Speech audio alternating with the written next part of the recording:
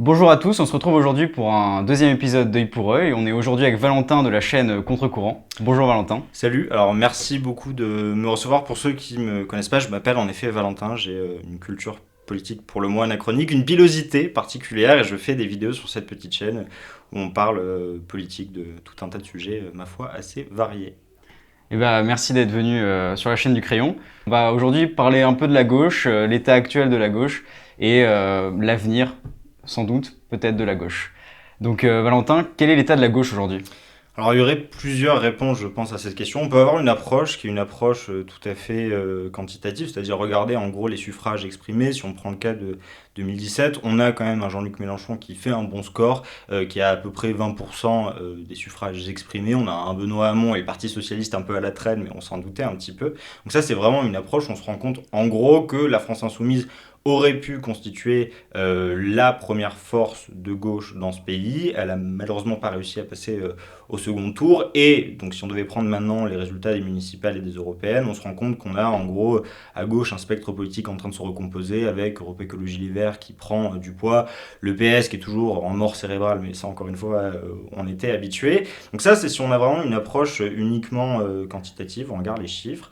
On peut aussi se poser la question de manière qualitative si on rentre dans le détail des lignes de fracture aujourd'hui à gauche. On se rend compte qu'on a une gauche qui ne sait pas comment se positionner sur la question de la croissance, par exemple. On a une gauche qui est décroissante avec une gauche qui est plutôt complaisante à l'endroit du capitalisme par rapport à l'UE. On a aussi une gauche qui souhaite être en rupture avec l'Union européenne, même si à la France Insoumise, pour le coup du plan A, plan B, on l'a un peu mis sous le tapis et on n'est plus dans la même forme de radicalité. De l'autre côté, on a une gauche qui est beaucoup plus conciliante. Et enfin, on a, selon moi, un rapport à l'universalisme et à l'héritage des Lumières qui est aussi troublé avec le développement de logiques identitaires à gauche qui ne s'inscrivent pas, selon moi, dans la tradition de ce qu'est la gauche dans ce pays.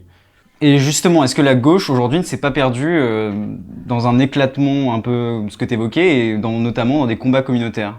Alors je dirais pas qu'elle s'est perdue dans des combats communautaires, mais dans des logiques communautaires. Je vais m'expliquer, mais en gros, la gauche a historiquement accompagné des luttes qui sont des luttes qu'on peut qualifier de minoritaires, donc avec des minorités de genre, de sexualité, etc., etc. Donc pour moi, le problème, il ne se situe pas là. Le problème, c'est l'adoption de logiques communautaires. Je dirais déjà dans un premier temps que la question c'est comment on définit ces combats. Si la question c'est comment on attribue des droits à des individus qui sont discriminés d'une manière ou d'une autre, je suis absolument d'accord avec ça. Par contre, si on déplace le débat sur le terrain, des petites identités douillettes des uns et des autres, donc là on n'est plus sur les enjeux mémoriels, comment on reconnaît ma différence, etc., etc., à mon avis, on n'est plus réellement dans l'ancrage historique de la gauche qui se battait pour des droits objectifs.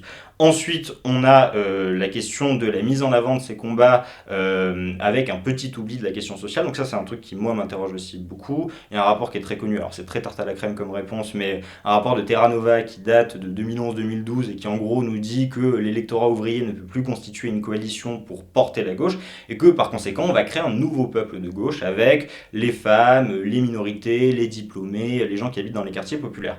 Pourquoi pas? Or, on est en train de balayer sous le tapis justement l'électorat traditionnel de la gauche, qui est en gros les ouvriers, les prolétaires, quoi. Donc si on met en avant les questions sociétales pour oublier les questions sociales, moi ça me gêne profondément. Et enfin on a la question de la logique. Et moi c'est ce qui me passionne en ce moment, c'est comment mène-t-on ces combats sociétaux entre guillemets aujourd'hui? Est-ce qu'on les mène au nom de la revendication de nos identités minoritaires? Je veux être reconnu en tant que femme, homosexuelle, racisée, etc., etc. Ou est-ce que, à l'inverse, on s'inscrit dans la tradition de la gauche française en disant vous avez un droit à l'indifférence, c'est-à-dire que vous devez attendre de la communauté nationale qu'on ne vous considère pas en raison de votre couleur de peau, de votre sexe, de votre genre. Et moi, c'est ça qui m'intéresse. Le combat universaliste, c'est un combat qui est proprement émancipateur. Et je pense que le développement de logique communautaire plutôt que de combat communautaire est inquiétant de ce point de vue-là. D'accord. Et je tiens à préciser un truc parce que j'ai l'impression qu'aujourd'hui, on nous fait croire que l'opposition, elle est entre, d'un côté, les nouveaux antiracistes, que moi je qualifierais d'intersectionnels ou d'identitaires, et de l'autre côté, les gens qui se foutent du racisme, qui n'en ont rien à faire, c'est pas leur question, etc., etc. Je pense qu'à gauche, encore une fois, la ligne de démarcation aujourd'hui, elle est entre cette tradition-là, qui est une gauche universaliste, républicaine, attachée à l'héritage des Lumières et à la question de l'émancipation, et de l'autre côté, une gauche qui est plutôt inspirée de théories anglo-saxonnes, donc voilà, c'est une autre tradition politique, pourquoi pas, mais qui se développe aussi à gauche. Mais la question, selon moi, c'est pas ceux qui se foutent du racisme et un antiracisme qui serait hégémonisé comme ça par les identitaires de gauche. Mais alors, comment considérer les problèmes des minorités? C'est-à-dire que si on considère un universalisme, comment considérer chaque problème euh, pour la communauté noire, pour la communauté, pour différentes communautés? Comment considérer ces problèmes-là? Alors, Si on est dans une logique universaliste. déjà, premièrement, il faudrait, je pense, qu'on se questionne sur le terme de communauté. Tu parles de, je me permets de tutoyer, de communauté noire. Il va falloir m'expliquer ce qu'est le plus petit dénominateur commun des personnes noires dans ce pays, si ce n'est l'expérience d'un racisme qui n'est d'ailleurs, à mon avis, pas pareil selon ton lieu d'habitat. Hein, selon si tu habites en Seine-Saint-Denis ou si tu as grandi à Neuilly, je pense que le racisme ne s'exprime pas de la même manière. Donc, déjà, quand on parle de communauté, on parle de quoi On exactement? peut parler aussi de la communauté homosexuelle, LGBT.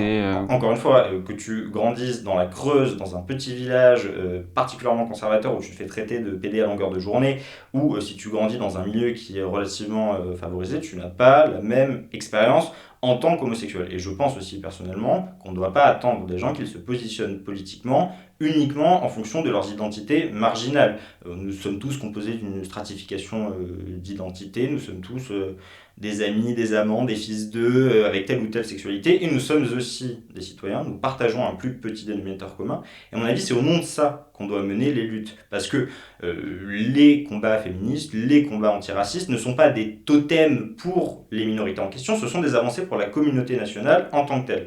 Et à mon avis c'est comme ça qu'on doit construire le discours politique, on doit faire comprendre à l'ensemble des citoyens que se battre contre les discriminations à l'endroit des femmes, des personnes de couleur, etc., c'est un combat universaliste et ça doit être mené au nom de ce que nous voulons être en tant que communauté nationale et non pas en tant que petit groupe minoritaire.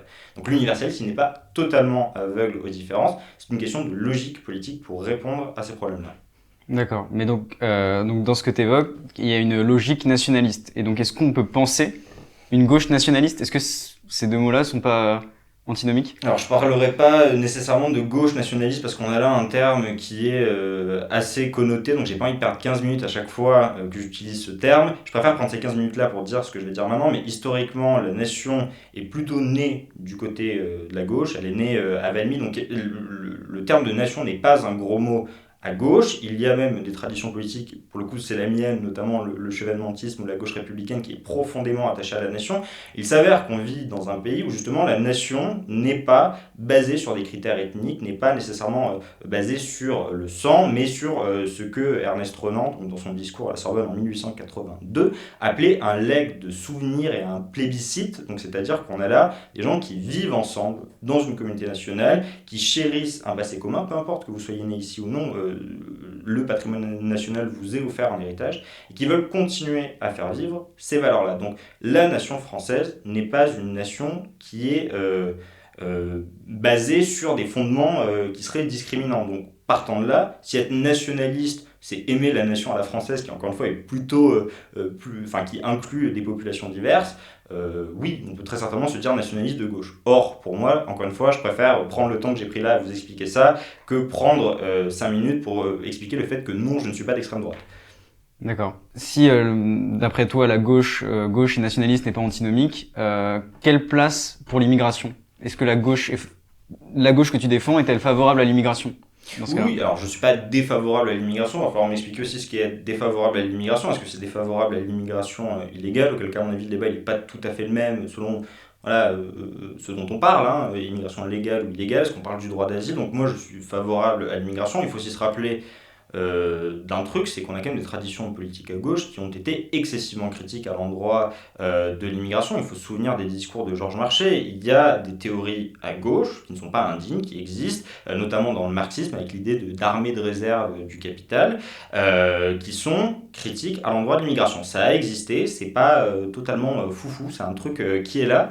Et moi je suis tout simplement pour qu'on puisse avoir une discussion souveraine sur cette question-là, en protégeant notamment ce qui à mon sens est un acquis national, c'est-à-dire le droit d'asile, mais on doit justement articuler ce dont je parlais précédemment, c'est-à-dire ce que nous sommes en tant que nation, la vision du monde que nous portons, et la délibération souveraine, parce qu'à mon avis, on ne peut pas faire de politique si on outrepasse tout simplement la souveraineté du peuple. Donc cette question de l'immigration, on doit pouvoir en parler avec sérieux, on doit pouvoir en parler rationnellement, mais l'aborder, même en étant de gauche, je pense, en étant potentiellement critique à son endroit. Parce que la question de l'immigration, elle est fortement liée à l'identité nationale. Comment, du coup, forger l'identité nationale? Est-ce que c'est une identité forgée sur l'idée d'idéal de république, où on aime la République, plus que l'identité française? Comment tu... Après, à mon sens, on peut difficilement dissocier la République de l'identité française. Automatiquement, bien sûr que la France existait avant la République. Il s'avère désormais que les deux fonctionnent en parallèle, donc ça me semble difficile de les déconnecter. La question de l'intégration et la question du rapport à la République, elle est primordiale. Néanmoins, selon moi, elle ne se pose pas uniquement pour les personnes qui sont fils et filles d'immigrés. Moi, personnellement, j'ai 3 grands-parents qui sont immigrés. La question, elle s'est posée pour moi, même si je suis blanc et que quelqu'un d'extrême droite ne me verrait pas nécessairement comme un envahisseur. Mais la question, elle se pose aussi pour des Jean-Baptiste qui sont des fils de gens qui sont français depuis des générations et des générations. Nous devons tous être intégrés à une communauté nationale, peu importe si on est né en France ou non. Donc, à mon avis, la question de l'intégration, c'est pas une question qui est discriminante, c'est une question qui s'applique à tous parce que désolé de vous l'apprendre, mais on va devoir vivre ensemble dans une même nation et il faut s'y préparer le plus tôt possible, notamment dès l'éducation. Ok. Au tout début, tu as parlé d'Europe Écologie Les Verts comme un parti de gauche. Est-ce qu'aujourd'hui, on peut considérer le combat écologique au travers d'Europe Écologie Les Verts? Est-ce que Europe Écologie Les Verts a une politique de gauche? Oui, non, là c'est le moment où j'ai envie de me mettre une petite tarte parce que on pourrait dire qu'Europe Écologie Les Verts est à gauche. C'est-à-dire qu'on a des gens qui pensent qu'ils sont de gauche et qui votent pour Europe Écologie Les Verts. Donc on est bien obligé de composer avec eux à gauche. Après, est-ce qu'ils sont de gauche?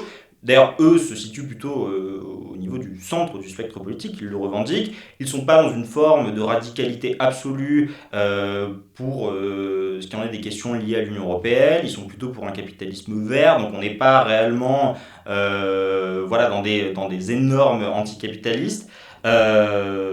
En plus de ça, on a toutes les petites sorties en ce moment, donc qui sont anecdotiques et secondaires, mais sur faut-il oui ou non mettre des sapins de Noël. Donc, à mon avis, là, on est passé à une logique totalement post-matérialiste où la question sociale, encore une fois, on la fout un peu sous le tapis et on discute de sujets qui sont un petit peu secondaires. Et moi, ce qui m'interroge, c'est cette volonté un petit peu de faire croire qu'il n'y aurait qu'une solution. Voilà, ce serait Europe Écologie Les Verts à gauche ou rien du tout. Alors qu'on a d'autres solutions, on peut avoir une écologie davantage populaire, on peut avoir une écologie réellement décroissante. Ce sont des solutions, il faut les mettre sur la table à gauche, mais je refuse de dire qu'Europe Écologie Les Verts est l'alpha et l'oméga de l'écologie à gauche. Il y a différentes politiques écologiques qui sont maintenues aujourd'hui à gauche, qui sont soutenues? La position de Jean-Luc Mélenchon sur la question n'est pas tout à fait la même. Il est déjà dans un rapport un petit peu plus tendu avec le capitalisme si on compare à Europe Écologie Les Verts.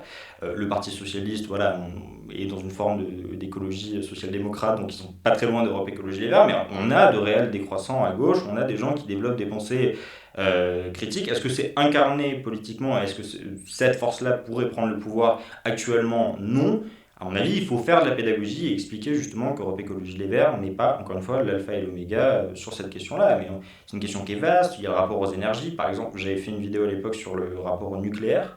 Europe Écologie Les Verts est anti-nucléaire, alors que c'est une des énergies qui est, en tout cas maintenant, les moins polluantes. Donc toutes ces questions-là, à mon avis, il faut les mettre sur la table et en discuter rationnellement à gauche.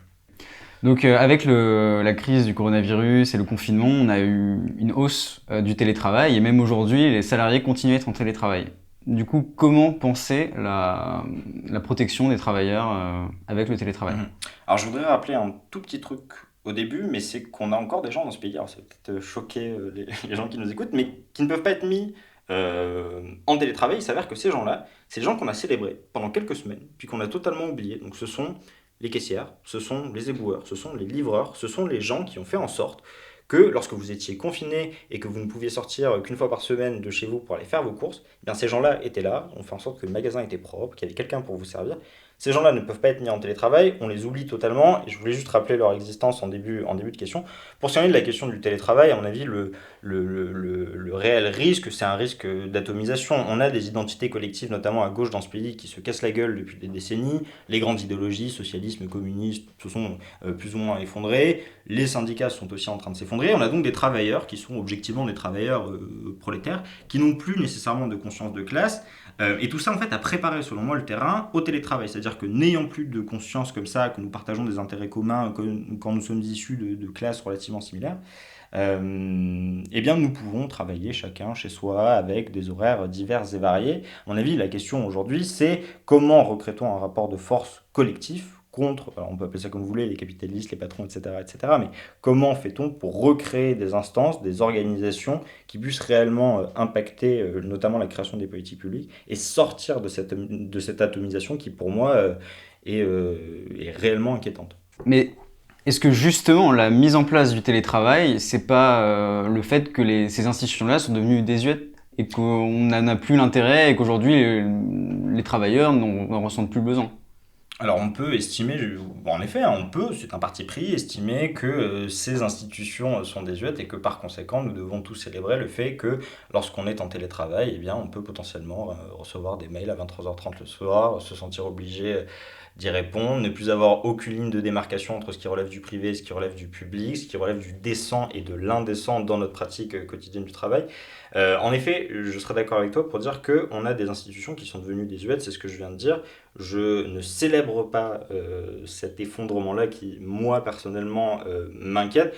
Et si on regarde un petit peu les droits qui sont accordés aux travailleurs, je ne pense pas qu'on puisse dire qu'aujourd'hui c'est la panacée. Donc, à mon avis, il y a une réelle réflexion à avoir là-dessus et on ne peut pas se satisfaire de ces conditions de travail-là. Et puis, enfin, c'est quand même un parti pris, encore une fois, culotté que de dire nous allons pérenniser un mode de travail qui est né au creux d'une pandémie. Je veux dire, ces méthodes-là de travail, on a dû les mettre en place justement Oui, mais parce que avec rien n'allait. Si, moi je veux bien le télétravail, mais donnez-moi le télétravail avec les droits qui vont avec.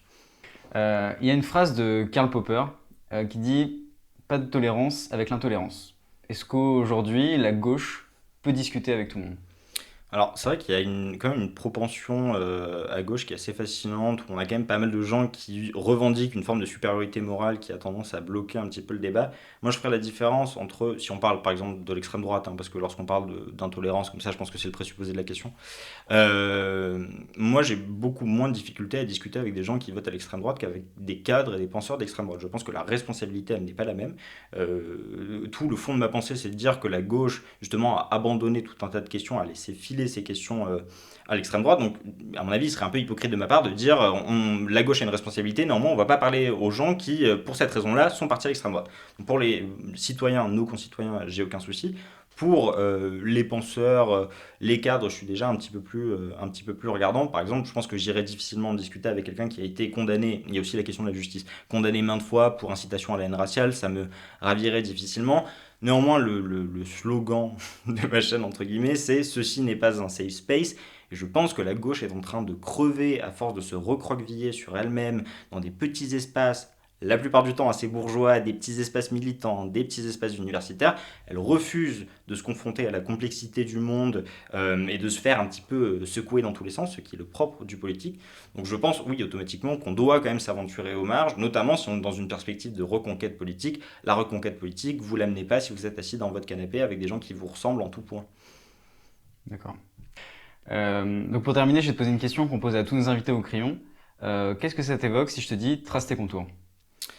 Tracer mes contours, qu'est-ce que ça m'évoque trace tes contours, je dirais que moi je l'envisage comme une manière de rappeler au crayon, en insistant parfois un petit peu sur les traits, parce que je m'en ressens le besoin, l'existence de traditions politiques qu'on a un petit peu gommées, qu'on a un petit peu effacées. Donc on se retrouve face à une gauche qui est un papier comme ça, un peu froissé, un peu tourmenté. J'ai envie d'y réinscrire, je pense, les contours d'une tradition politique qui, selon moi, est importante aujourd'hui et que j'ai envie de faire vivre à gauche pour le débat démocratique. Merci Valentin d'être venu pour ce deuxième épisode d'Œil pour Œil.